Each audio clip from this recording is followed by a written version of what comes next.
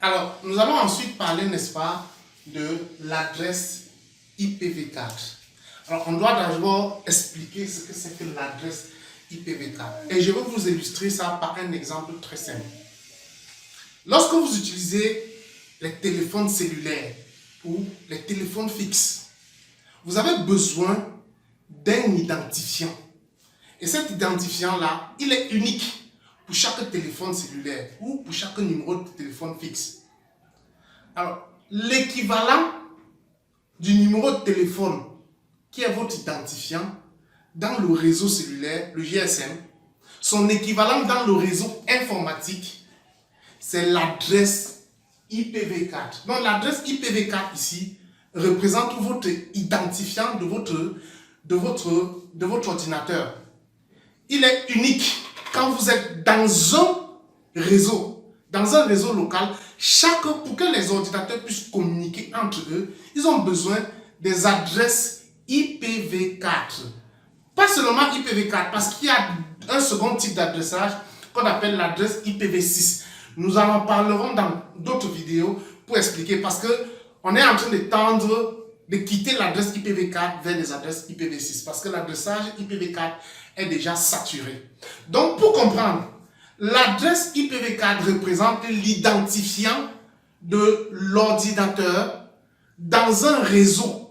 Donc, l'identifiant d'un ordinateur dans un réseau. Alors, comment est-ce que se présente cette adresse IPv4? Nous avons vu précédemment les octets. Ils n'étaient pas au hasard. Nous avons parlé d'octets et de bits. Alors, pour ceux qui ont la curiosité de fouiller les ordinateurs portables, lorsque vous entrez dans la partie réseau, il y en a une partie réservée pour IPv4. Vous voyez souvent des trucs du genre 192.168.1.10. C'est un exemple. Ceci représente une adresse IPv4. Et chaque partie, chacun de ces éléments représente un octet, dont l'association de 8 bits. Donc ici, on a 8 bits, on a 8 bits, on a 8 bits, on a 8 bits. Sauf que on a converti ces bits en décimales pour que ça nous donne 192. 192 a sa valeur en binaire. 168 également, 1 également et 10 également. Et je vous ai parlé de cette conversion dans un peu plus haut. Donc, ceci représente des octets. Maintenant, pour aller un peu plus loin, il faut comprendre qu'il y a 3 principales classes d'adresses IPv4. J'ai dit 3 principales classes parce qu'il en existe d'autres classes.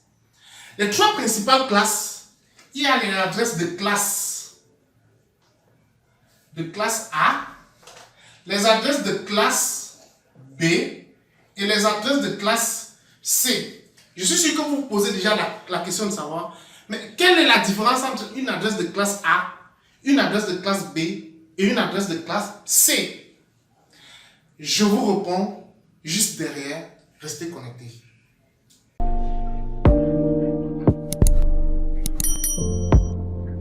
Donc, nous allons parler des différentes classes d'adresses. Nous avons dit précédemment qu'il y a 3 classes d'adresses.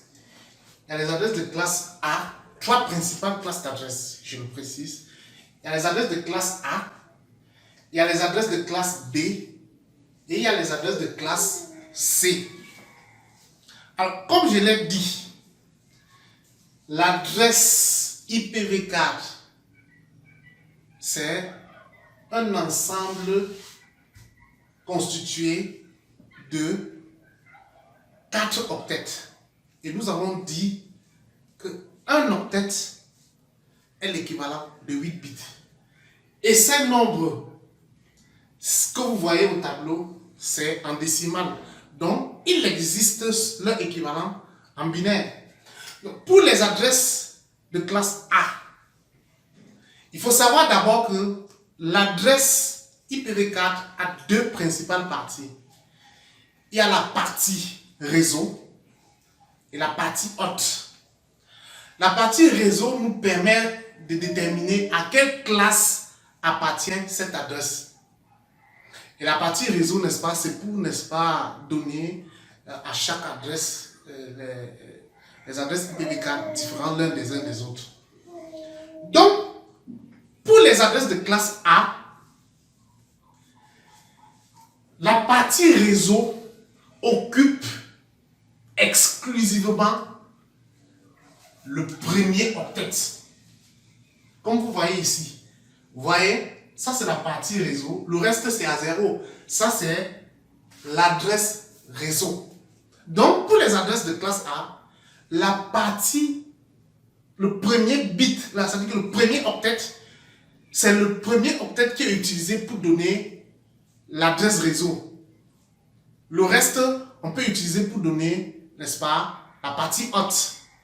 Pour les adresses de classe B, on utilise les deux premiers octets, c'est-à-dire les deux premiers octets pour donner l'adresse de réseau.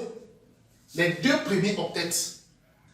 Et pour l'adresse de classe C, on utilise les trois premiers octets pour désigner la partie réseau. Donc c'est simple. Pour les adresses de classe A, on utilise le premier octet. Pour les adresses de classe B, on utilise les deux premiers octets. Et pour les adresses de classe C, on utilise les trois premiers octets. Ensuite, donc je vais utiliser une adresse de classe C pour vous montrer la forte relation qui existe entre l'adresse IPv4 et le binaire. Nous avons cette adresse au tableau qui est 192.168.1.0. Ça représente une adresse, adresse de partie réseau de classe C. Et juste en bas, je vous ai parlé précédemment de l'octet. Et de l'octet qui était constitué d'une suite de 8 bits, où on avait le bit qui a le poids le plus bas et le poids le plus élevé. C'est ça représenté au tableau. Nous avons 2 puissance 0 qui est le bit avec le poids le plus bas et 2 puissance 7 qui est le bit avec le poids le plus élevé. En estimant que tous ces bits sont à 1, nous avons 2 à la puissance 0 qui représente 1 qui est égal à 1, 2 à la puissance 1 qui est égal à 2, jusqu'à 2 à la puissance 7 qui est égal à 128. Donc si nous voulons convertir cette adresse en binaire, parce qu'il faut dire que chacun des éléments là, c'est sa valeur en décimale. La valeur binaire de 192, on se rend compte que 192 est égal à 128 plus 64. Donc les deux premiers bits, on va considérer que les deux premiers bits, c'est l'association de 128 plus 164. On a donc 1 pour les deux premiers bits, dont la somme donne 192. Et le reste de bits, on les met à 0. 168 égale à 128 plus 32 plus 8. Donc ça veut dire on aura l'équivalent de 168, c'est 128. Donc le premier bit, on met à 1, le deuxième à 0, le troisième à 1, le quatrième à 0, le cinquième à 1 et le reste à 0. Donc, voilà l'équivalent de 168. 168 égale à 128 plus 32 plus 8. Donc, voilà son équivalent en binaire. Et l'équivalent en binaire de 1, c'est le premier bit à 0, le deuxième à 0, le troisième à 0, le quatrième à 0. Donc, c'est le dernier, le bit qui a le poids le plus bas qui représente 1. Donc, on a 1, 2, 3, 4, 5, 6, 7 et 1. Donc, voilà l'équivalent de 1 en binaire. Donc, notre adresse 192.168.1.0 en binaire, ça nous donne simplement ceci. Voilà. J'espère que j'ai été très bref dans mes explications. Je ne vais pas entrer dans les sous-classes. Ça ferait l'objet de d'autres vidéos que nous allons expliquer également en profondeur pour parler plus du binaire. Si vous avez aimé ma vidéo, likez, partagez et abonnez-vous à nos différentes plateformes YouTube et Facebook. Le prochain cours avec madame portera sur la littérature, comment aborder les sujets de dissertation. D'ici là, je vous dis à très bientôt.